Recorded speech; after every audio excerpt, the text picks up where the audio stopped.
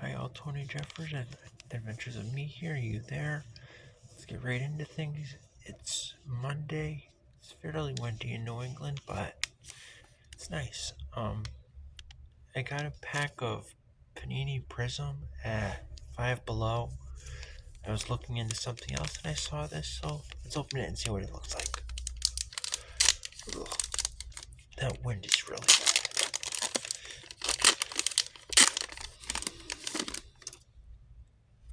And automatically off the top, we get a weird name, Pascal Siakam.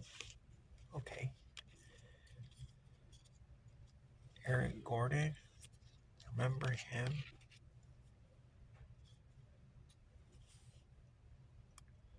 Darren Holmes Rainbow. That's good.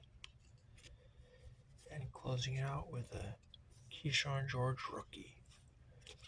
So that's our pack opening.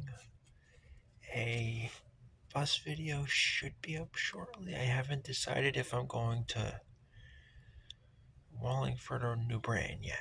At any rate, till then, I'm Tony Jeffers. I'm out. Have a good day, everyone.